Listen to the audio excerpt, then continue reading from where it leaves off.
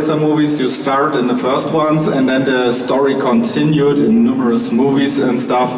Why haven't you been involved in the upcoming projects? In your case, Doug, of course, you made a lot of Hellraiser movies. So, what do you think? Why aren't the characters appearing anymore in the continuing movies?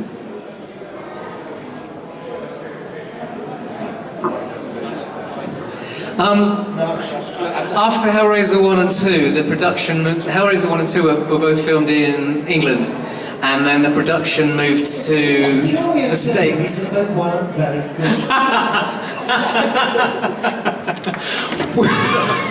and Pinhead said he'd do it for peanuts, and it's been working for virtually nothing.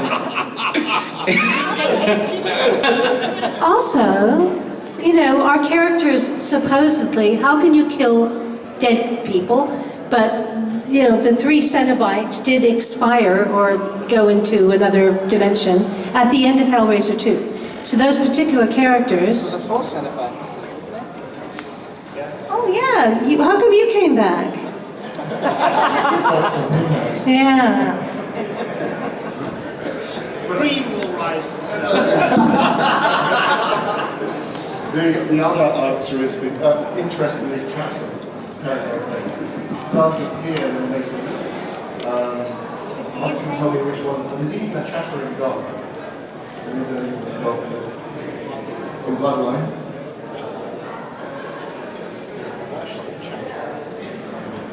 There's a version of Chatterer in Inferno, which is part 5. Hellseeker, I can't remember, but there's certainly a Chatterer in both Deader and Hellworld. But he wanted $5 million per film. Butterball was too obese to make any more films. They just, you know, they had a crane to get him in, and he was just slobbering. Did you see Mr. Creosote in The Life of Brian? He was like that. It was just, it was horrible. The meaning of life. Meaning of life. Sorry, yeah, not Life of Brian. Sorry. If we're not making any sense to you guys, it's because we're all kind of tired. It does seem a little bit.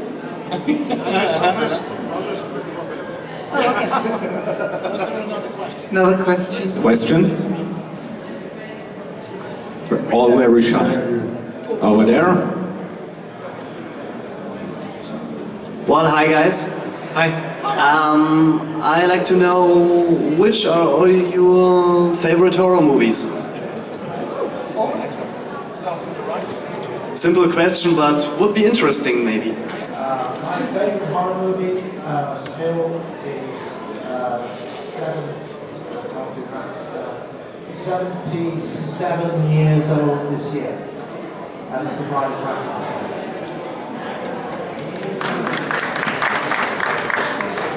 I would have to say it would probably be Attack of Frankenstein.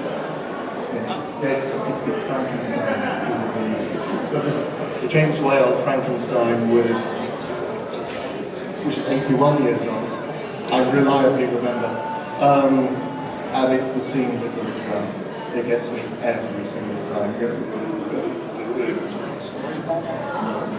That's going to tell a story. Karloff was always very upset with the way that the film edits that scene, so that it looks as though Karloff picks the girl up and throws her into the water, so it looks like an act of aggression. It, in fact, should have been presented as another piece of innocence on the part of the monster, because the girl is floating in flowers on the water, and the monster watches the girl floating in flowers. The question in his head is, will she float too like the flowers? So he picks her up, and what we should have seen is he gently lays her on the water. She doesn't float, he panics and runs away. But they edited it in such a way that you see the monster pick the girl up and make a movement. That's what you see. So it always gave the impression that there's something for no reason at all through the girl in the water. Karloff was always very upset. Mine, Texas Chainsaw Massacre, the original, not I haven't seen the remake, but because it was ahead of its time, and I remember seeing it when I was 15, 16, and it scared the shit out of me. And you weren't sure if you were kind of watching reality or if it was it was so like a documentary because of the way it was filmed. I just thought it was brilliant, brilliant. I suppose we're talking about films that have made an enormous, life-changing impression on one, because there are a lot of modern horror films that I love, like Ring and The Haunting, The Innocents with Deborah Carr, but the film that truly disturbed me as a child was Invasion of the Body Snatchers, and I'm talking the first one, directed by Don Siegel. Every night after seeing that film, I checked under my bed for pods. That means I didn't trust my parents enough, right? Under the bed for pods, in the closet for the boogeyman, in the bed for spiders. So that was my childhood.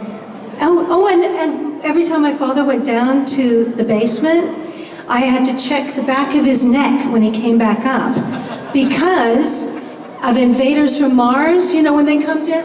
Yeah, sorry, I'm getting goosebumps even now. The little boy sees Martians and he tells his dad, "Ooh, Dad gets sucked in." Everyone gets drilled. And I told my dad, I only told him just a few years before he died, which is so we've been talking decades later, and he said, "I always wondered why you pulled the back of my shirt when I came back up."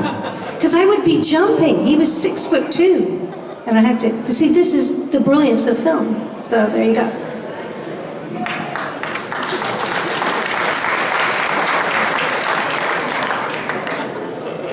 Now, I've got a confession to make. Right, there's a reason I'm sat up here, because my favourite horror film's Hellraiser. But don't tell those guys. And but if I had to choose something else, it would be King Kong, because I absolutely adore King. I don't think King Kong's a horror movie, but I adore it, and it's the original one, and I love the bit where King Kong has the fight, you know, with the T-Rex. He kills the T-Rex and he scratches behind his ear, and he just forever. I just think it's such characterization, and I think Peter Jackson forgot to give King Kong the character that he had in the original movie, and it's a completely beautiful thing. And I like Hellraiser for a whole heap of different reasons, but I saw it the day it was released, and I went back and saw it 2 or 3 more times at the cinema, and I've loved it ever since. And this week was Halloween, and I teach film. I'm a professor at a university, so for Halloween I wore Doug's t-shirt. You know, I wore the t-shirt, you know, "No more remakes, it's a waste of good celluloid," was my Halloween, because I do not want anyone to remake Hellraiser, ever. I'd like just to continue at the end of the first movie with the man with the box and tell a new story, because that's always what should have happened with Hellraiser. So I'm going to pass you over to Mr. Ross, and he's going to... Okay. King Kong, have you ever seen the deleted scenes that the sets are looking like through? With the spider, or the others? There's one where King Kong's going through the village. There are huts on stilts, and he picks up one of the huts and he shakes the people out, and he stamps on them as if they were and he twists his foot on the people who got his stifling them to imagine that. Once again, it's all like years ago. Yeah. Did you come in through Düsseldorf Airport? Yeah, I saw the big hand. Kong's hand. Yeah. It was the best thing, yeah. Anyway, Mr. Ross. I was going to say Invaders from Mars as well, because I thought it was brilliant. And I love Boris Karloff in Frankenstein. I'm also very partial to an American Werewolf in London. I think it's it's nice and domestic and more frightening, because you don't expect these things to happen. And then, of course, there's Clive Barker's Nightbreed, which is a great film because it's got some terrific acting in it.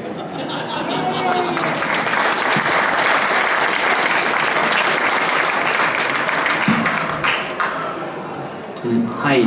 You did screen Nightbreed the Cabal Cut in other countries, like in London, for example.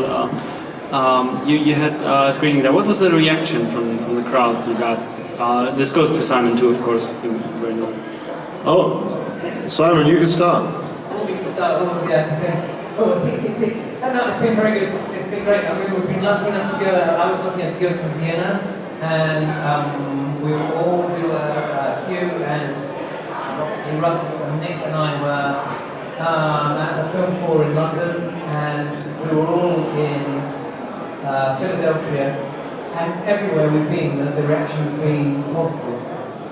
I think Russell normally says it's a work in progress. It isn't finished film at the moment. There are sections of it which have been put together from a work cut, so it's not a finished product.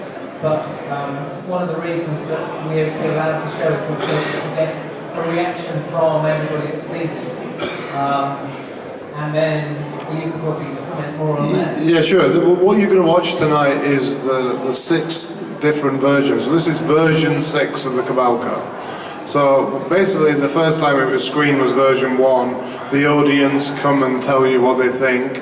And we keep discovering footage and we keep re-editing and we keep looking at it, and Clive Barker makes comments and we all talk between ourselves, and the audience has things that they say, interesting things that they want to say about the film. And I use Martin Scorsese really as an analogy, because when he made Raging Bull, he kept saying to the studio, I'm not going to let you release it, I'm not going to let you release it. And he worked on it up until 2 days before it was released.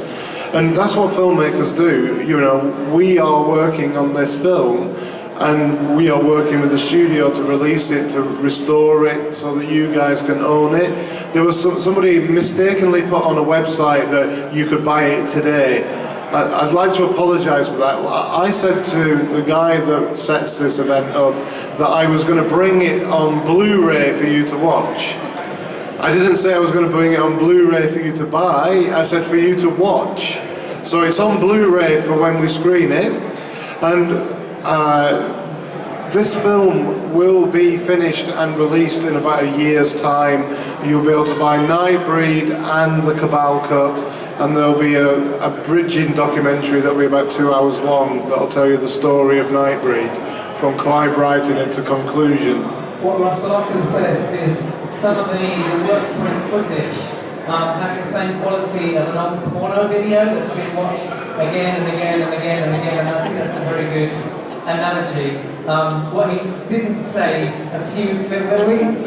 Manchester. Manchester, we were up in Manchester, and I wasn't there for his introduction, so I came in at the end and I said, oh, he probably told you about the porno footage, and he was going, as his mum was in the audience, so he didn't mention the porno footage, but it is good, it does look like old porno footage. But there's 3 or 4 little sequences that I had to put in for the reason that it tells the story, and it is best described as looking like an old VHS porno that's been copied more than once. So, you know, that's just an analogy. But the thing about tonight is it's all about story. The story is right now. It's what Clive wanted you to see. It's not 3 weeks of enhancement shoots to change it.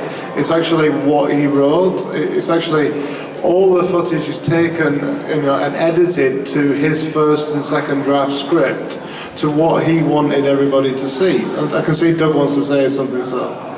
I just wanted to put it in context for me. The movie came out in 1990, and I started doing conventions in 1989. So from around 1991, 1992 onwards, I have been answering the same 2 questions every time I've done one of these Q&A panels. Same 2 questions about Nightbreed. Will there be a sequel? And are we ever going to see the director's cut?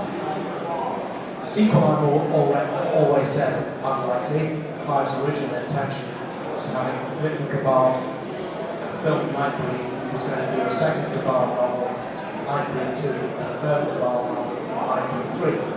anyone who knows the way Clive works knows that he always has these plans. Everything is always the first in a sequence of 941. And he gets the first 3.5 done, by which time he's got an idea for another cycle of 5,382 things. So he starts on that one. So I've always said I doubt that will happen, mostly because the second novel was never written. I've always said with the director's cut, I really doubt it. As the years went by, I was more and more saying, even if you found the footage, I doubt whether Clive can remember how he was going to put this thing together in the first place. And unless somebody trips over a tin in the Fox basement after NIghtbreed the director's cut, it's unlikely you're going to see it, because who knows where that footage is. Where did you find that footage? In Clive's office, behind some books, after he'd spent 20 years telling people the footage had disappeared. It wasn't there. Yeah, and it was actually in the bookcase of his house, and it came out from there, and then a guy called Mark Miller took it home to watch it, and he put it into his video player, and it wouldn't play it because it was NTSC. So then it was sent to Europe, and a couple called Phil and Sarah then put it onto a DVD and sent it back to America so Mark could watch it. But it was so rough, it was unwatchable. It was the same thing as that was shown at where 400 people started watching it and there was 50 people left at the end. 51, okay, including you. Yeah, and then, but ironically, you know, Clive was saying this forever, and we found it, and we found a way to do it, and that's the modern world we live in. A Mac computer, Final Cut, and a lot of time and enthusiasm and hard work, and you know, and you can do it. And yeah. It would have taken you 3 times as long. And one of the first things we did was actually bring you in and redub your voice, and made that little featurette that we put up on YouTube, which was viewed by... But when I discovered the film, the majority of the footage that I had your voice, and only the footage I used from NIghtbreed had the German voice. And I didn't want there to be a mixed message, and I knew how passionately you felt about your voice being changed from back when it actually happened, and it was the first thing that I wanted to put right. It just seemed that was part of the catalyst of the kind of journey, and you know, I think now you all have an opportunity to see a real movie, more of a Federico Fellini movie or a Jean Cocteau movie than a slasher film. It's a very beautiful thing. So I hope you enjoy it when you watch it. So, any more questions?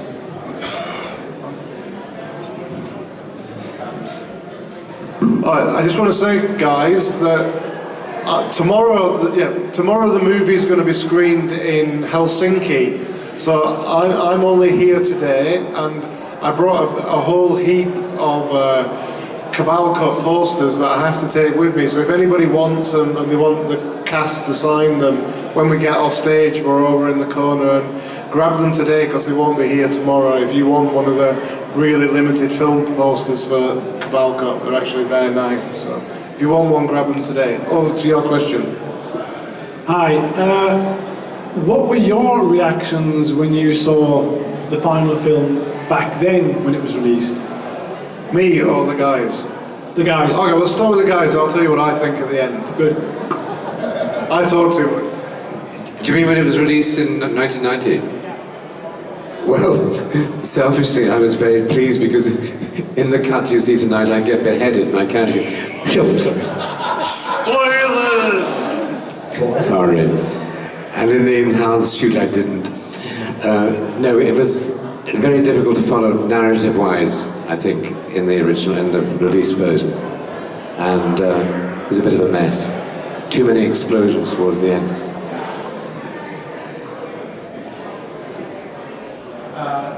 The German accent bothered me, because it wasn't my voice at all. So if you give a performance where your face is taken away in the first place, then your voice is taken away, it's kind of odd watching. So I always felt rather dislocated from watching Nightbreed anyway. Basically, in the post-production mayhem, which was basically when the movie got fucked over by Fox, I got a phone call from them informing me that they were revoicing the character. I didn't think there wasn't anything suspicious about that. I think it was simply a case that they had to redone the lines for Iceberg. What they were saying was, we're not about to fly you from London to Los Angeles and put you up in a hotel when we can hire a local guy and put you in the studio for 2 hours. But what I've always said is that the movie we shot was an absolutely faithful, page for page, faithful adaptation of Cabal. And the movie is not that. There were two things I thought fundamentally. Fox could not get the basic idea of Nightbreed, which is that the monsters are the good guys. And basically, apart from a few upstarts like Kinski and his mate Bamford, they just want to be left alone. It's Lylesburg's driving and things, and they just want to be left alone to live in peace under the cemetery, where they've always been. And the second thing I've always felt is that it's not really a horror film at all. It's a dark romance. It's a love affair between a girl and a dead guy. But Clive was hot from Hellraiser, and Fox were going to have a horror movie come hell or high water, and they did. They basically manipulated and completely fucked up Decker's role in the narrative to be able to market the movie as a slasher film built around David Cronenberg's character. So for me, the film has always been a mess and a travesty of the movie that should have been very much a flawed masterpiece. Doug mentioned Kinski and Pelican, and I mentioned to Russell that there was a scene I know that Ollie and I shot on different days. It was part of the enhanced script. I found it in the script now. It's scene 113A in the enhanced, the published version of the script. And basically, it starts with Kinski saying, "This is our fault. We started this, when all the townspeople are coming in and destroying the Acropolis." Kinski said, "This is our fault. We started this." And Pelican said, "Yeah, no one can bring it," and so on. And Kinski says, "Yeah, there were prophecies." And Pelican says, "Okay, you want to suffer, you want to see me bleed." And then the next thing you see is him running up around on the ground, facing off the car, and so it kind of makes sense as to why that's a nice little personality. But yeah, I exactly echo what the guys say about what I felt when we first saw it. It was not the movie that we had made. The book Cabal is, have any of you read the book Cabal? It's so moving. It's a wonderful, wonderful story, and the screenplay was even more moving. And I think everybody on set, because we'd done Hellraiser one year, and then the next year we did Hellbound, and then the following year we did Nightbreed, and we felt we were on a roll, and there was a lot of the same crew from all three films. So there was real excitement, and there was a lot more money put into Nightbreed than there were into the first two Hellraisers. So, and there was a lot of talk about it being, Doug's right, it was more of a fantasy film than a horror film, but there was talk of it being the new Star Wars of its genre and breaking the mold, and then when we finally saw it, it was such a mess, as far as I was concerned. It had its premiere at the Odeon, Leicester Square, and there was a big party beforehand where we were given martinis with lychees painted like eyeballs in the bottom, of which I had far too many. So the first time I saw it, I was drunk out my mind, and halfway through the film, I was so upset with what they'd done to this wonderful script that I didn't see the rest of it. And I would cling to those memories much better than what you would have seen sober. And when I came back, it had finished, and I was coming up these big stairs, and Clive was coming down these big stairs, surrounded by journalists. And he kind of went, Simon, what did you think? And I went, it was shit. And he didn't speak to me for about 5 years.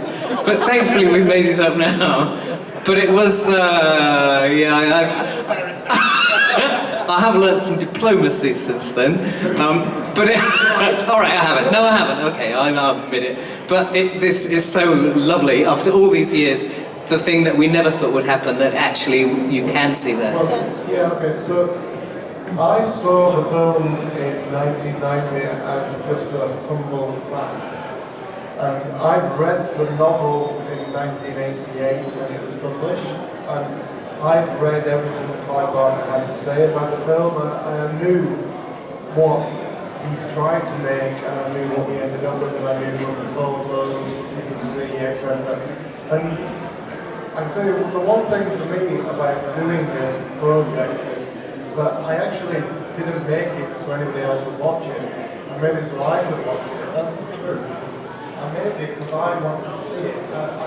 The single best screen of it was in my living room. The day I burned it onto the DVD, took it downstairs and watched it and realised that actually everything Clive said was true. That it was much more difficult. I wanted to say when you were saying that it was a love story, but actually I started to call it Gone with the Wind with Monsters.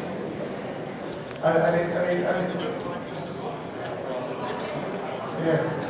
And now, the big differences for you as an audience are that you get a character called Laurie now, you never got before. You get a character called Decker, but he's completely different now than he was before. He's more in tune with the book, where you see his internal madness.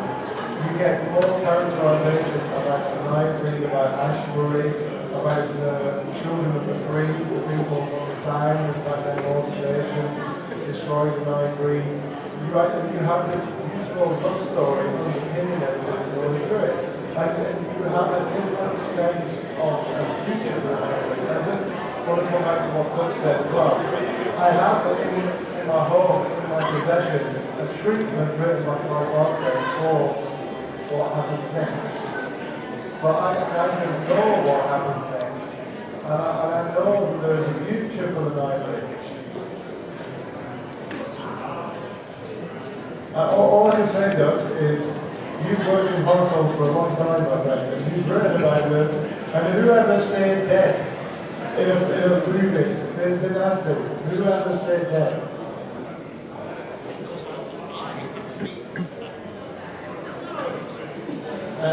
I wasn't in NIghtbreed.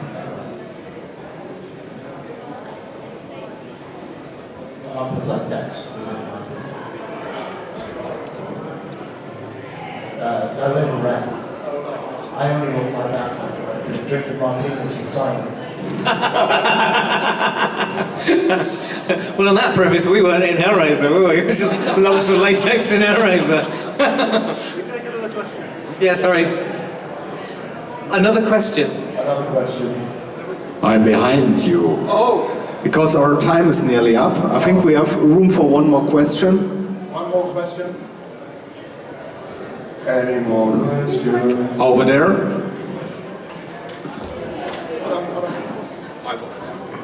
I don't know if it has been asked before, but when will be the DVD release? When will the DVD release? Not both.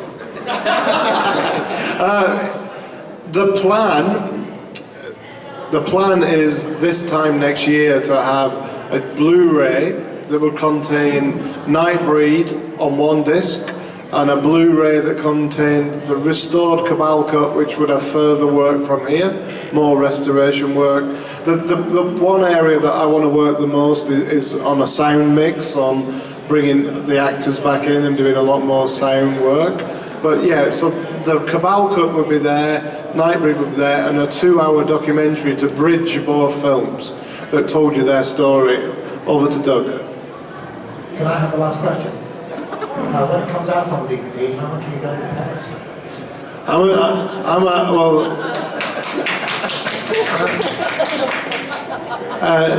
I understand Chris Rose here, so I'll be talking to him in the bar later tonight about that.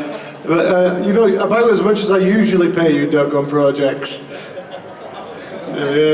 Just because I hadn't been mentioning this Q&A because you guys were talking about NIghtbreed, which is a brilliant project, I wasn't in that together. But I'm going to take this to blatantly self-promote my new novel, which is out this week. Stand up, stand up. He's promoting his book. It's called The Venus Complex. It's on Amazon.de, all the Amazons except Amazon Japan is it's not on. But it's basically a... I don't know if I'm on Amazon Japan. But it's a fictionalized journal of a serial killer, and if you're into crime, anything like that, please check it out. Thank you. Ladies and gentlemen, the cast and crew of Hellraiser and NIghtbreed. Thank you very much.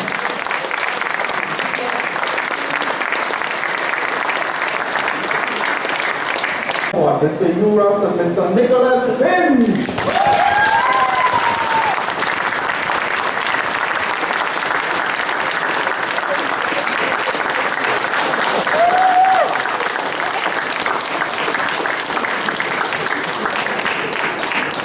Wie geht's?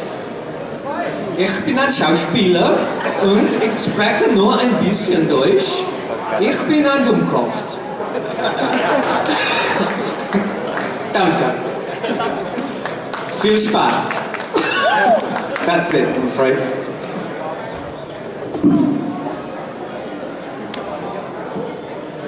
Hello. Hello. Hello. Hello. Hello. I have a question. Okay, yesterday we spoke a lot about the other movie. Today let's talk a little bit more about the Hellraiser movie. So, all five of you, can you tell us how you got involved in the project and how the makeup process was done and some details about the production? I was at a party in September 1985. Ironically, in fact, it was a 30th birthday party for a lady by the name of Jane Wild Goose, who subsequently designed and made the Cenobytes costumes. Clive was at the party, and in conversation with him over a glass of red wine, he said to me, I am thinking of trying to put together a low-budget, independent horror movie. And I think there's a part in there that you might be interested in. That was the first time Pinhead came into my life. So when people ask me, particularly in the States all the time, what did you do at the audition for Hellraiser to get the part of Pinhead? I like to tell them that they put me in a room with closed-circuit TV and a table with a collection of nails and a hammer and told me to get creative. For the most part, they would believe me. But the simple answer is that Clive asked me and I said yes. I was asked to do an audition because I think that at the time, maybe even now, I had classical mime training, and a lot of mime artists have been used to do prosthetic work. Wow! I'd actually auditioned for Greystoke to play a great ape, but I didn't get that one. But I went along to the audition, although I didn't want to, because I thought I was going to be playing Nico's character, the Chatterer, and it scared me so much from the first movie, I thought I don't want to do that. But I did go to the audition, and I got the part, probably because of my classical training. I can't remember. Tony Randall spoke to me, we chatted a bit, I told him about my background in movement, and then I mentioned something about Cenobite, and Tony Randall said, no, that's a word that Clive made up. And I said, no, it's not, because I looked it up in a dictionary. And he went, no, it's a word that Clive made up. And I said, no, I looked it up in the dictionary. To argue with the director, yeah. I often said that he gave me the part to punish me. But his assistant looked it up, and yes, it is. Does anybody know what the word Cenobite means? It means? It's a reclusive monk.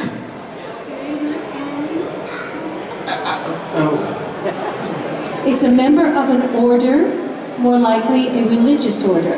That's the, yeah. It's like a gigabyte, but it's kind of scarier. Not to be confused with Cenopod.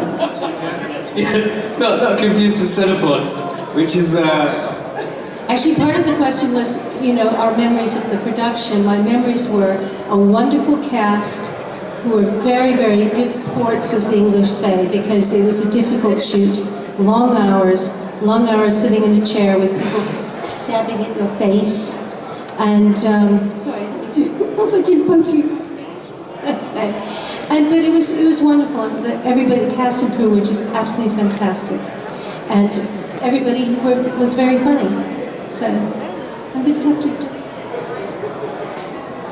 I wasn't in Hellraiser. But I knew Clive well before then. I knew Clive from the mid-70s. And Clive had his theatre company, the Dog Theatre Company. Doug was involved in. And he would come and see, I'm what's known in England as a classical actor, and I do kind of straight theatre usually. But Clive came to see me doing a pantomime, which is a great English tradition, in which I wore a frock, playing Mother Goose. And he liked this a lot, which I think perhaps was part of the reason I was then cast as Narcisse, who's a very extravagant character in NIghtbreed.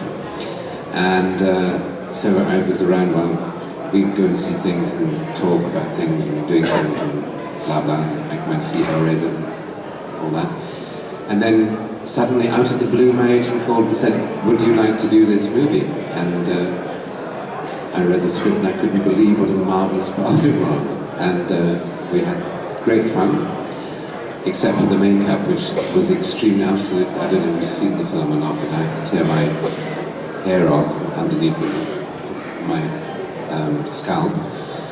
And so I used to get collected from my flat at 3:30 in the morning and taken to Pinewood, where I would sit in the chair, go to sleep, while Neil Gordon, who's subsequently become a very, very top makeup artist, wonderful, wonderful makeup artist, did my makeup. And that's the story, really. That's what happened. It was great fun. What more can I tell you? Take me to idiot. I was also with the Dog Company, which was this French theatre company in London, and we did stuff for a while, and then we needed to earn some money, so the company was disbanded.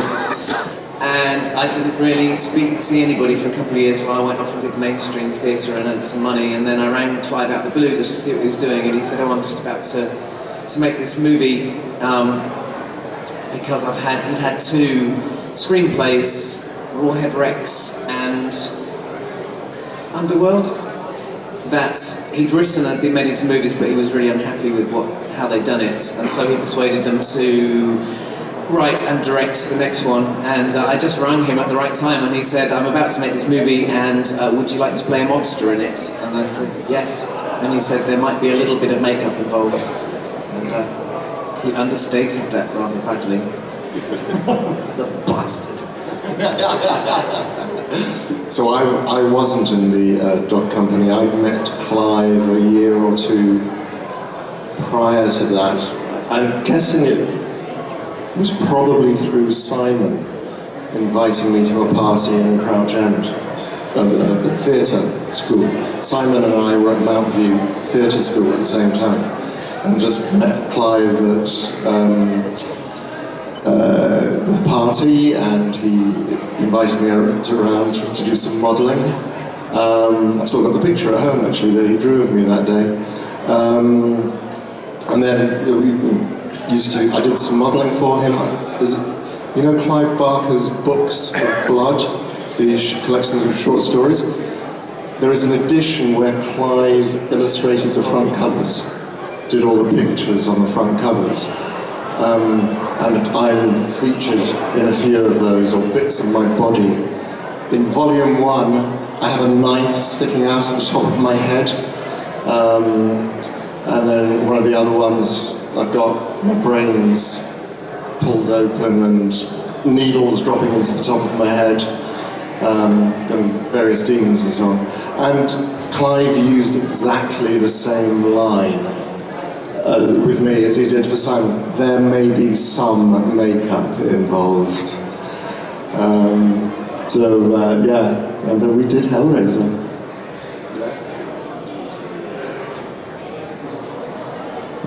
Next question. Any questions? There's a new Hellraiser movie, obviously, that you guys are not involved in. No, I've not heard of it. Doesn't exist. They use the name Bradley's as a name for the family. But do you feel sorry for the guys, for the winner, the actor who plays the winner? They did what? Do you feel sorry? They used the name. Yeah, Bradley is for one of the families. The character name is Bradley. It is a bit, didn't ask my permission, fuckers. Yeah, where to begin with this? I got a phone call in July 2010, not from anyone at Dimension Films, who never speak to me about anything, but from one of the people who were going to be involved in shooting the film. The movie was being made entirely for political reasons. If they didn't have a Hellraiser film in front of the cameras by September the 3rd, they were losing the rights to the franchise. I failed to see why, if the Weinsteins were paying so little attention to their franchise, why everybody was prepared to scramble around and work for effectively nothing to save their asses. My feeling was, if you don't give a shit about your franchise, maybe you should lose the rights to your franchise and let someone else have the rights who does give a shit. So I was pretty close to saying no straight away for all these reasons. But they didn't have a script written. This is the middle of July and they're going to turn the cameras on September the 3rd and they haven't got a script. So in 6 weeks they're going to get a screenplay camera ready, prep the movie, cast it, crew it. They wanted me in LA for 2 days for the price of a bag of peanuts. We're back with peanuts again, so we're currently themed this weekend. I did ask to see the screenplay, which finally convinced me I was going to say no. I haven't seen the film. I can't comment on the guy who is now Pinhead. I am bathing in love from you guys, by which I mean the fans in general, for a movie I wasn't in, which is great. That said, I mean, it did not seem to me to be in any way, shape or form a serious attempt to move the franchise forward, to reinvigorate the franchise. I thought it was an insult to the Hellraiser series, an insult to Clive, to me, and to you.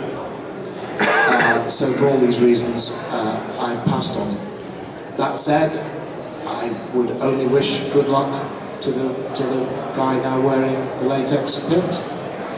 And to everybody involved in the movie. I would never wish bad luck on anybody setting out to make a movie.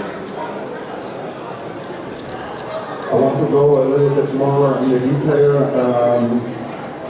Clive Barker, I think you're all familiar with his work. So what do you think about his creative mind, what he has created in novels and stories? What is your personal opinion? A question to all five of you.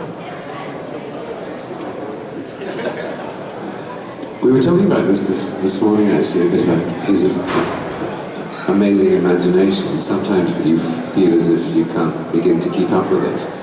If you're talking to him, that his mind is moving twice as fast as yours is. And it makes you feel sometimes a bit stupid. You don't know what's making you feel stupid, but he's just such an amazingly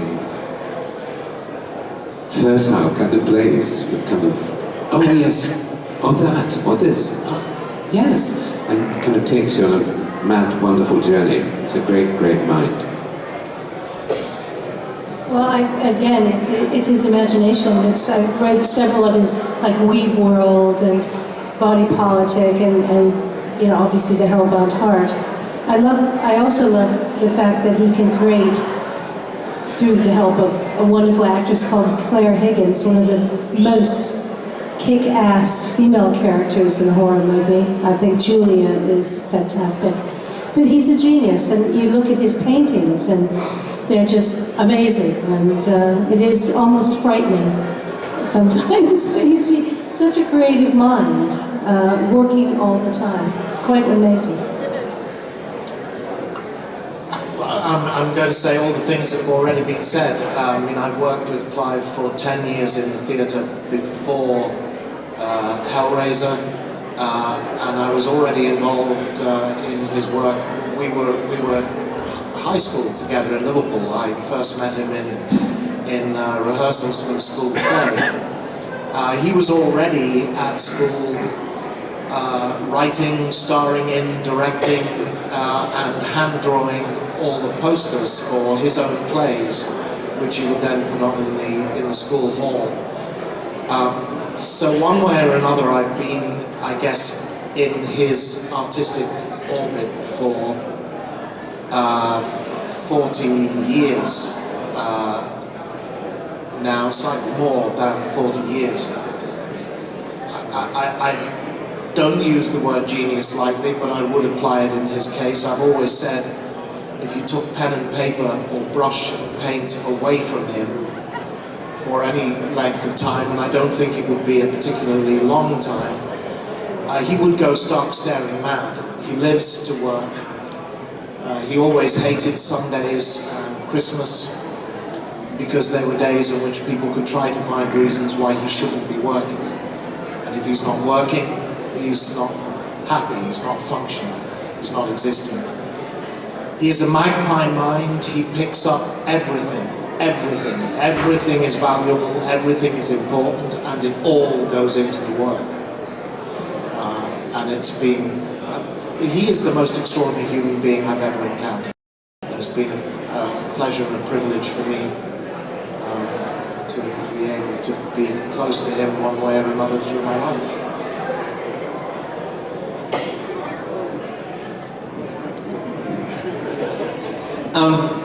Same thing again. He's wonderful to meet because, and if you've had the pleasure of meeting him at a convention, he will spend so much time with everybody, talking to them, and it's because he is getting to know you and he's mentally thinking, oh, this is interesting about this person, and not in a fickle way, but because he's genuinely interested in getting to the bottom of who you are as a person, so he can use that character in some story somewhere in the future. He's always got so many projects, juggling so many projects at the same time. Last year he said to me he was worried that his time was running out and that his biggest fear was that he didn't have enough time left to get out all the stories that are still in his head. It's like somebody opened Pandora's box and the stories have never stopped coming out, and the images and you know, he first said that to me when he was 18. Wow. And they're still coming. I won't say how old he is, just turned, but yeah, I've never met anybody like him. He's incredible. And it's the interesting thing, I think, as Doug says, the magpie mind. He just picks up little things. I was told Doug this story at a previous convention. We had the design for the Chatterer makeup, with the idea of the hooks pulling the mouth apart so you can get, that's based on a conversation I had with Clive probably a year or so before Hellraiser came to be. I had major surgery done on my face when I was 19, where they had to cut away my top jaw, take pieces of bone from my hip, restructure my face, and that was all done by pulling the lips to one side. So when Clive showed me that drawing, it's like, oh yeah, you remember that conversation then, and so on. And then when the books came out, I'm sure Doug and the other guys who'd known me for so long, you read the book, you think, oh yeah, I remember discussing this idea with you when we were having coffee in the afternoon or something like that. It's just the most amazing mind. And he's constantly, right hand is constantly drawing something. Amazing, absolutely amazing. I'd add one more thing. People who haven't met him ask me a lot, what's he like, and what they want to know, is he dark, and does he live in a sequestered castle and perform black magic and requiem masses and whatnot. The thing that takes people by surprise about Clive, I think, is that he is extremely funny, very witty, and has a very heightened sense of the absurd and the ridiculous. One of my treasured memories is of going to see Fantasia with him, Walt Disney's Fantasia, back in Liverpool days in the cinema. And of course we wanted to see the extinction of the dinosaur sequence and Night on Bald Mountain and so on. But the sequence that stands out in my mind, which I will never forget him watching, was the sequence. I can't remember the piece of music it is, but it's the hippos and the crocodiles dancing. The hippos with the tutus on, it's a brilliant sequence. Clive is sitting next to me in the cinema, howling, literally crying, tears rolling down his face with laughter because of the joy of watching hippos in tutus dancing.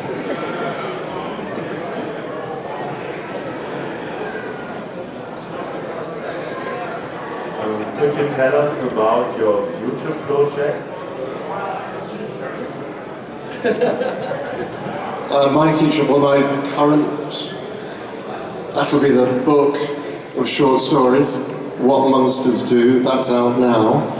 Thank you. And I'm now writing the next volume of short stories, which is called Other People's Darkness. That should be out within end of November, beginning of December. So that's what I'm working on at the moment. I'm also working on a short story, as Barbie is, for the guys who do the boxes, the Pandorics. It was really good fun. It was really interesting. So yeah, I'm writing, really. I did a movie earlier this year called Dead of the Night with Tony Todd, the Candyman, which should be out shortly. And in January I am playing the voice of Commander Elgin in an animated cartoon in a film called Jericho. There are two other projects, film projects, which I can't really talk about at the moment. And then Doug and Tom Savini and I have been waiting through 3 years to do something else, but Doug doesn't want me to talk about that, so I'm not going to. Right. I'm directing a play which opens on Tuesday in London. It's a revival, fortunately, we've done it before. And apart from that, I'm going to be doing a radio thing with an absolute hero of mine who's nobody will have heard of probably, who's a Scottish actor-comedian called Stanley Baxter, who's now very old, and it's a great thrill to be actually working with him. It's the only thing he does now is radio. As a child, he was a great inspiration to me. And I'm also working for a company called Big Finish, who do audio versions of Doctor Who and various television things like Doom Watch and things like that. And I have a series with them called Countermeasures, which we're just finishing off the second series of, which is a very good box set by Big Finish Productions. Thank you. Okay, I have a novel out. It's out this week on all the Amazons called The Venus Complex. It's a fictionalized... Thank you. It's a fictionalized journal of a serial killer. It's dark, dark, dark, dark crime. I'm probably going to be working on a screenplay for one of my short stories. It's already been published in an anthology called Phobophobia. As mentioned, I'm going to be contributing to, what's it called? The Demonological Biblica. We're writing stories about demons. Thank you. About demons. Yeah. I'm A, for once, I'm A, and Nico is Z. I'm also working and co-designing a Pandoric dedicated to the female Cenobite. In other words, she has her own box. This is based on the short story I wrote for the Hellbound Hearts anthology. It's called the Silesian Pandoric. It will be a musical box, and it's going to have crows eating eyeballs on it, so it's really going to be beautiful. I've written a short story for that. That is on the followers of the Pandorics.com website. So, and I'm working on a musical drama with my partner for screen and stage. So, anything else? I can't think of it. It sounds pretty good, right? That's it. Venus Complex. Unemployed, bone idle, lazy, good for nothing. Fuck all going on in my life at the moment. I do bizarrely appear to have a flood of movies coming out at the moment, one of which will be screening, I think, tomorrow morning, called Infliction. Nathan, the director, is floating around over there somewhere. There's a movie which I shot in Wales last year with Rutger Hauer called The Reverend, which is out on DVD. A movie called Deer Crossing, which I shot in the States last year with Annie Hudson from Ghostbusters, which is out on DVD. Wrong Turn 5 is just out on DVD, in which I had the lead, giving my cannibalistic hillbilly for the first time in my career. Very possibly the last as well, who knows. And I have a feeling there's another one in there that I've forgotten about. But, so they're all kind of... Oh, and a movie called Screen Park, which I shot in Pittsburgh earlier this year, which should be out towards the end of the year. I have a little cameo. And a cameo is what they call it when they can't afford you for the whole film. So you get one scene. But that's it. Otherwise, I officially am doing nothing. But I'm supposed to be shooting a movie in Ireland this month, but it's all gone very quiet. I heard Nick saying earlier on today that it's all hurry up and wait and blah blah blah blah blah. Here's the script. We'd love you to be in it. Do you have any money? No. There are a few other movie projects in the pipeline which hopefully will see the light of day in the new year. But I'm superstitious. I don't like to talk about stuff before it happens, because in inverse proportion, the more you talk about it, the less it happens. If you guys want to keep up with all of our stuff that we're doing, I suggest you go to DougBradley.com, BarbieWilde.com, SimonBamford.com,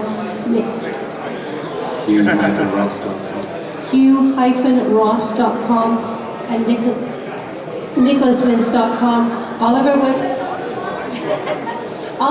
And feel free to like our stuff on Facebook if you want, but that's the best way to keep up to date with what we're doing at the moment. And OccupyMidian.com, Facebook page.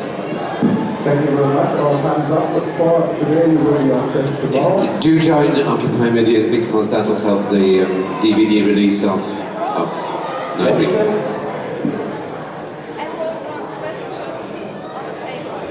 Is it a short question? Can we do it tomorrow? Okay, we do it now. Thank you. On the paper, so that was quick.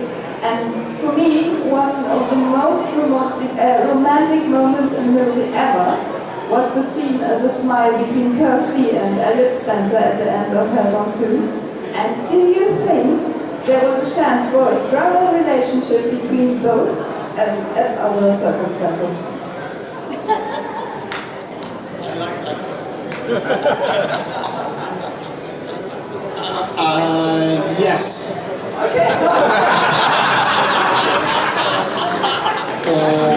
Maybe. Well, we did kind of revisit the relationship between Ed and Kirsty in Helsinki, the 6th Hellraiser movie.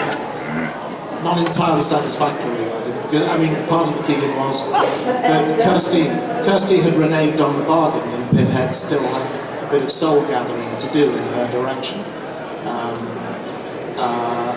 It was always a kind of odd relationship anyway, because I mean, Kirsty is sexually extremely fucked up. She won't let her boyfriend kiss her, and she's obsessed with her father. And I always thought there was a kind of crossover between. There's the whole "come to daddy" theme constantly playing in Hellraiser, which relates to Kirsty's relationship to her father, and that there was also a kind of father-daughter thing somewhere, in a perverse kind of way, happening between Kirsty and Pinhead as well.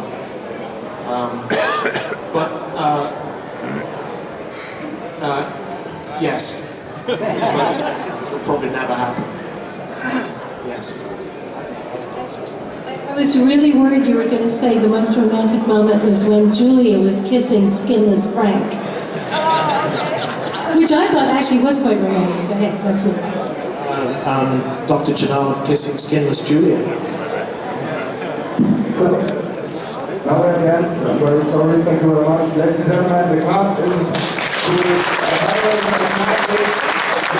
Barbie Wilde, Bamford, and Hugh Ross. Thank you very much. Mr. Nicholas Lynch and Mr. Hugh Ross.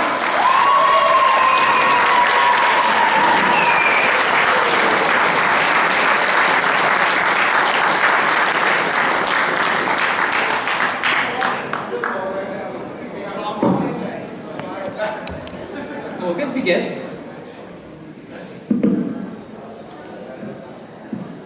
Hello. You're already there. Test. Everything works. Icing. So, testing. No, the testing phase is over. The Q&A is already running, Doug. Yes. So, well, ask me a Q in LA. Okay, let's start. My first question, in case of the Hellraiser movie and the NIghtbreed movie, what are your best memories of the production? When it went into production, what was your favorite moment when you had the production? That's a wrap.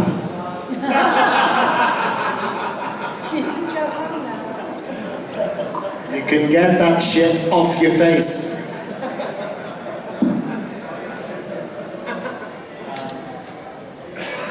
You want a serious answer, don't you? Yes. Okay.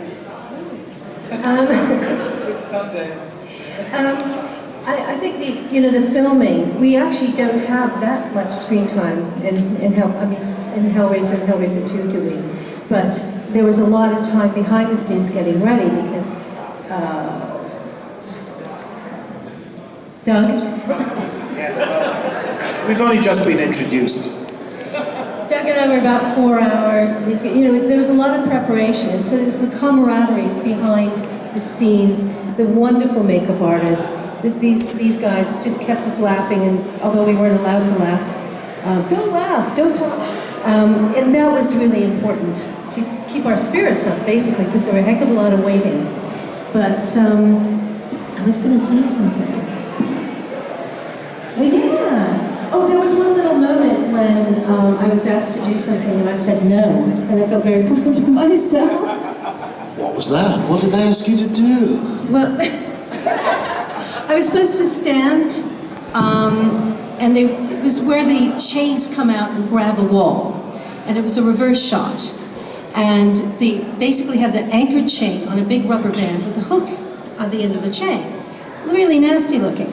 And they went boing, and it hit the wall with the sound of a 10-ton truck. And I said, and where you want me to stand there? And they said yes. And I said, I don't want to do that because I don't want my face ripped off by this hook. And the prop guy said, I'll stand there. And I said, don't bother, because I'm still not going to do it, and I would feel bad if you got your face ripped off. But it's all very calculated, and stuff, but it still looked too dangerous to me, so I said no. But they still seem to manage to do, the shot is in there, and there's this little fuzzy figure. Anyway, that was a high point for me. I think it's fascinating that you ask us what was our best moments, and we all go, ooh. If you'd asked us what the worst moments are, we got loads of those stories. The duck got hit by an anchor chain, too. That will be the second part of the question, so you can answer that later. That's easy. You know, when the chain, the room... Okay, let's say you can choose. You can choose. You can tell what you want. Your best or your worst. Okay, I got kind of depressed sometimes doing Butterball because I was, like Nick, I was encased in latex and I was blind, deaf and dumb for 14 hours a day. So it was like sensory deprivation. It was like locked-in syndrome for 14 hours a day. So I used to just sit in this chair. I couldn't read anything because I was blind and I couldn't talk to anybody because I had dentures in and I couldn't talk. And you just sit there with your own thoughts, like some awful bad trip. And one day it got to me too much and I started to cry inside the costume and nobody noticed. And then I think it got to Clive and he turned up in the dressing room with a big bottle of Jack Daniels and some straws. And that was probably the worst and the best moment, was just sitting drinking Jack Daniels at Clive quarters. Simon and I we have worse moments. We talk about how bad it was, and it was. So Barbie had her thing with the hook. My thing with the hook on the second movie was when we came to do the Chatterer's death scene. So I had to stand in front of the spinning pillar, and with the tentacle thing, do that. That was fine. But, yeah, you remember this bit. And then I was standing, chattering away. What I didn't know was that on the pillar there was a piece of wood sticking out. From the piece of wood was a chain, and from the chain there was a hook. It's a big rusty iron hook. And as I opened my mouth, it went into the roof of my mouth. I just like... And what really pissed everybody off was the fact that the cameraman had just panned out of the way. So there is a little piece of film where you can see the hook coming right just before it goes into my mouth. Otherwise they would have put it in the movie, obviously. But yeah, so that was probably the worst. Nick, your story about when you weren't feeling well is a great one as well. That one as well. Yeah. So then we did have a tough time. On the first movie, there was the morning where I was just feeling nauseous, sick. I just wanted to throw up. And I got, as I said, got the full makeup on, you got the teeth. And you know that you can die if you throw up but can't properly throw up. You know, you can't be sick and you'll choke on your own vomit. So I was getting nervous about this. And I remember sitting outside the set with Jane Wildgoose, who was my minder, and Robin Vidgen, the lighting cameraman, thank you, came down and just said, "Oh, is Nick okay?" And Jane Wildgoose said, "Yeah, no, he's fine. It's okay. We'll get the teeth out. If he gets really nauseous, we'll get the teeth out." And Robin said, "No. He said, Clive said, if Nick is feeling sick, can you get him onto the set, so if he's going to throw up, we can film it." That was just how they really looked after and cared for us. But yeah, no, they were great. And then there's the time when they smashed me around the face with one of the wooden blocks. And it was the whiskey, it was the Jack Daniels that kept us going.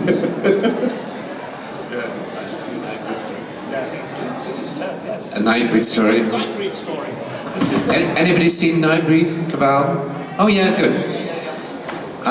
The worst part of it was the makeup, which took hours because after I tore my hair off, they picked me up at 3:30 in the morning and took me to Pinewood, and I was in the chair for 3.5 hours, quite a lot.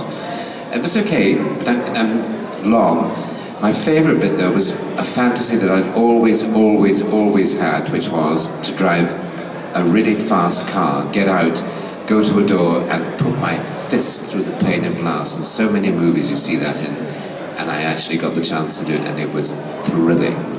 And it was also thrilling to do a part which Clive allowed me to do, go as far as I liked, and it was great fun. I will certainly never forget the day of filming Frank Larry's final demise, the Jesus wept moment. It was an extraordinary atmosphere on set while Andy Robinson was being rigged up with all the hooks, and he was enjoying every second of it. That I will remember. I do also remember well, actually, the worst thing they can do to you, which happened, is bring you in at the crack of dawn, get you in the makeup chair, put the makeup on you, leave you sitting around all day, and then come to you and say, we don't think we're going to get to you today, and put you back in the makeup chair to have it taken off. And you sit round for the best part of 12 hours with the makeup on, and then not even get filmed. It happened to me twice. It happened on Hellbound, I think, didn't it? It happened.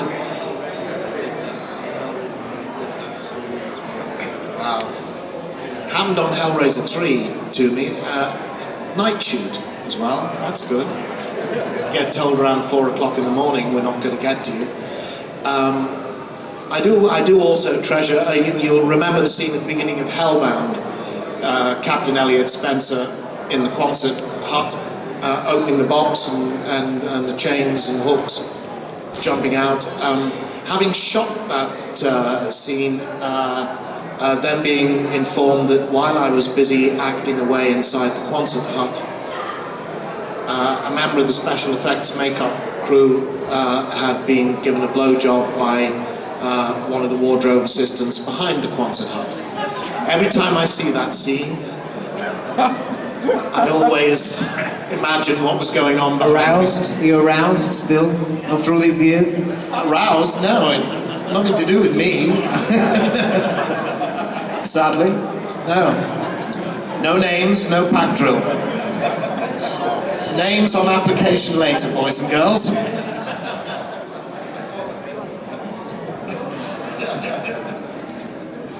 We are open for questions from the audience. If you have a question, just raise your hand. If not, we all go home. No questions. Okay, so... two. I risk to, I don't know, where's the Shogun scene? I never saw it at Hellbound. The surgeon? Yeah, I heard about it, but I don't know at which version I can see it. You always need to be wary in screenplays of the bits that writers write in that occupy that much space on the page. 9 pages of dialogue between 2 actors you can shoot very quickly. It's those little bits in which it says, New York blows up, 16 dinosaurs rampage across New York State, and the Atlantic Ocean boils dry. It takes that long to write, and you try and film that. So Pete had written into the screenplay in Hellbound that as Kirsty and Tiffany are running through the hospital, the Channard Institute, they come around a corner, 2 gowned and masked figures come out of a room. That would be a doctor and another doctor or nurse or his assistant or whatever. And one of them says, "What are you girls doing in this part of the hospital? You know you're not allowed here." As he speaks, his mask begins to fill with blood, pins break through, he pulls the rest of the mask off and reveals himself to be Pinhead, while the woman with him reveals herself to be the female Cenobite. Kirsty and Tiffany scream. Well, Tiffany wouldn't because she never said anything. Kirsty screamed, as she usually did, and ran away. That was it. Problem, of course, is that Barbie and I roll up on set, and I had wondered about this in my head and asked a few questions beforehand. We wind up on set, they put us in surgeon's gowns, and they give us a surgeon's mask. Now, I think Kirsty, I mean, a surgeon's mask only covers that much of the face. So I've got all my pins on display, and Kirsty doesn't know it's me. I think she's seen enough of Pinhead by now not to wait for me to start. I mean, so you would have needed to shoot 2 other actors. And I don't know what this, it would have to be some kind of whole face mask that they're wearing for some reason. And then you'd have to do cutaway shots of the blood and the pins. These days they could do it with morphine, can't they? They do amazing things with morphine, but not back in 1986. So it would have taken, and so we kind of stood around on set like spare things at a wedding while they talked about it and discussed it, and then decided it wasn't going to work, and we went away again. And the thing that we thought was amusing was nobody had thought of this before we were actually on set in surgeon gowns, and they realized, I think it was going to be £50,000 to shoot the transformation scene, and they just went, that's not in the budget. But I would have thought somebody would have looked at the schedules or done a bit of. Well, actually someone fell down on their job in reading the script. They should have red flagged that and said, this is going to be very complicated to shoot. How are we going, it's a great gag, but how are we going to put it together? But then somebody, the unit photographer, the set photographer, had taken a photograph of Barbie and I standing there in our surgeon's gowns, and they bloodied my gown up as well, just to give Kirsty another clue as to who I was. And New World, in their infinite wisdom, then went and put that picture on the front of the unrated DVD release. Consequently, I have spent the last 20 years of my life answering this question at conventions. What happened in the scene where Pinhead played a surgeon that was so terrible it couldn't even make the unrated version? It was never filmed. Now, this kind of oddity happened a second time in Hellraiser. Nobody ever references this. You guys don't watch. Nobody spots this. You'll remember that Pinhead dies by having his throat cut by Channard. And so I had the prosthetic piece attached, and I'd had this conversation with Jeff, who was my makeup artist, and he'd said, I don't know, I'm doing what I was told to do. So I had a prosthetic piece put on my throat. The gag is that then 2 of the makeup crew are behind me with blood pumps. The prosthetic piece has a break in it, which is sealed with Mortician's wax, so that when I throw my head back, it breaks open, and if the timing's right, as it breaks open, the blood pours out. We arrive on set to do it, and I'm saying, how are we going to do this? And they're saying, well, the blood pumps, and I said, no, I understand the mechanics of it, but has anybody looked at Pinhead's costume recently? Pinhead's costume has a leather collar up to here. And they said, well, what do you mean? I said, well, how the hell is he going to A, cut my throat through a leather collar, and B, you're not going to get the gag with the prosthetics because it's covered.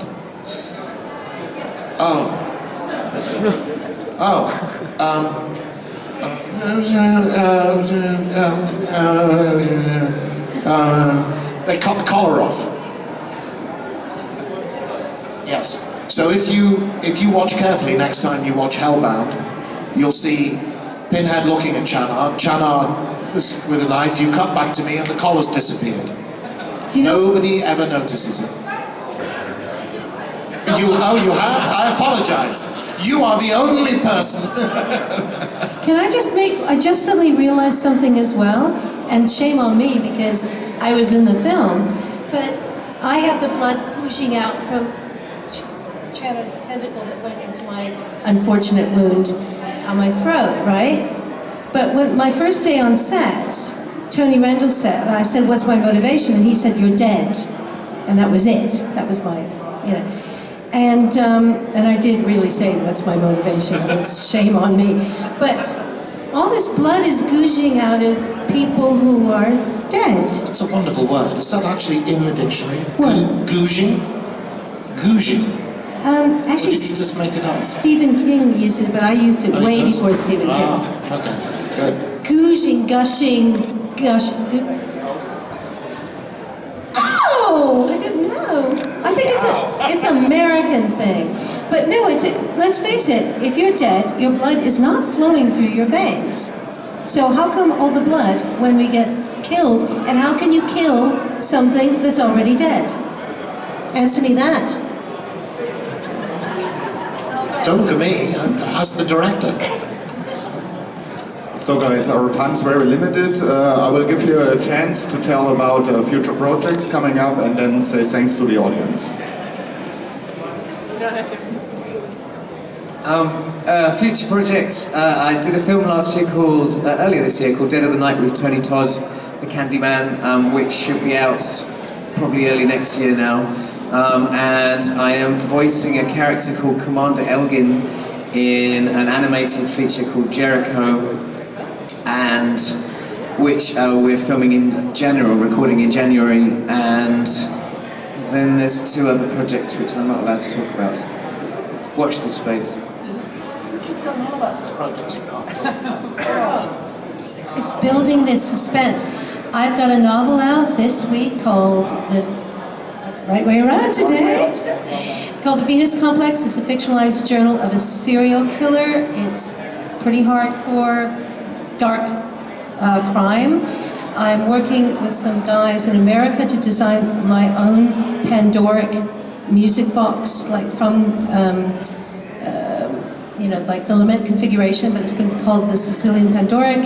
And also working, more writing, basically, lots more writing. Hello. I have a bunch of movies coming out, though I'm not doing anything at the moment. Wrong Turn 5 was just released, in which I have the lead. And look out for a movie called The Reverend, which I shot last year with Rutger Hauer, a movie called Deer Crossing, which I shot in the States, which also has Ernie Hudson from Ghostbusters in. Infliction, I think you've seen this morning, some of you maybe.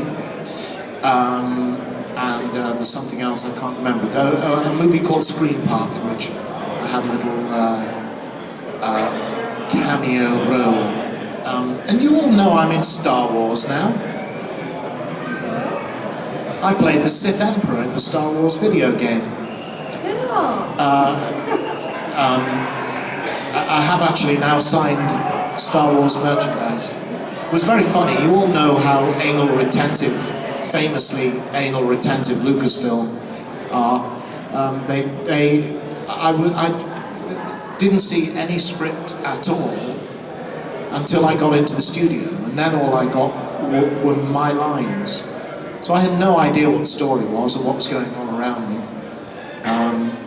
So there we are. That's it. I just completed the second. There's a company called Big Finish Productions that make lots of audio things. They do all the Doctor Who's on audio with as many original Doctor Who's as still alive. And I've just done a second series for them called Countermeasures, which is going to be released next year. Sort of an espionage 50s thing, which is great fun. Also, I've just played Benjamin Franklin for the Discovery Channel in something called Dark Matters, which is coming out soon, I think. And a movie I made 2 years ago, which has had a long, difficult birth. It's finally came out last year, briefly at the cinema, but it's just been released on DVD. It's called First Night with Richard E. Grant and Sarah Brightman. It couldn't be further from Hellraiser. It's a sweet, old, charming British film that is quite sweet. I've got the book, What Monsters Do, that's just come out on Amazon, Kindle and iBook and so on. We talk about that. I'm working on the next volume of short stories, Other People's Darkness. Having fun with that, writing those at the moment. Like Barbie, I'm working on a new puzzle box, Pandoric, and I'm writing a story, which is literally what I was doing at 6 o'clock this morning. Writing a story which explains how an 11-year-old boy ended up in hell to become the chattering Cenobite. Yeah. Thank you. And Barbie's just reminded me that we're also both working on a collection of short stories to do with demons. Neither of us can pronounce the name of the book.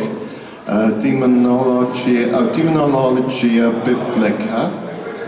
The Bible of Demons. The Bible of Demons. It's an A to Z of demons. Barbie's doing A, I'm doing Z. I can't get it out once. Demonologia Biblica. And like there's some possibilities of some other stuff that I can't talk about at the moment as well. And you never know with this stuff. Oh, and thank you. Just wanted to... What? There was a gentleman who didn't... Very sorry. Yeah, very I hope quick. it's a quick one. Very quick question. After You can say thanks and then we finished it. Q&A. Okay, here's your chance. Quick one to Doug. Could you tell us what your feelings are about the latest Hellraiser movie without you and Clive Barker? Shouldn't have opened my mouth, should I? The words bucket and shit spring to mind. Probably in that order. I was offered it, I turned it down. I haven't seen the movie. I've seen the trailer. I am bathing in love from fans everywhere I go for having not been in Hellraiser Revelations. I have yet to hear a good thing about it. I didn't like the way the movie was being put together, or the reasons why the movie was being put together, which was basically to save the Weinstein's bacon. I use the word bacon advisedly in relation to them. Because they probably like to eat it for breakfast, that's all. It was being made in a tearing hurry with a tiny schedule and an even tinier budget. And I didn't like the script, so I said no. But good luck to them. Demonologica Biblica. Good luck to them, I say. Have you seen it? Yes? Was that a yes? Seen it? You've seen it. You've seen it. It's a thumbs down. Did it suck? 2 thumbs down. Okay. Thumbs down, lots of thumbs. It's like being a gladiatorial Rome. Okay. We just wanted to say thank you to you all as well. Thank you guys for coming along. And a big thank you to Ralph who holds this together. together all day. Brilliant job. But really, thank you so much for coming and seeing us and supporting the movies. Ladies and gentlemen, the cast of Hellraiser and NIghtbreed is Barbie Wilde, Mr. Doug Bradley, Mr. Simon Bamford, Mr. Nicholas Vince, and Mr. Hugh Ross. Thank you very much.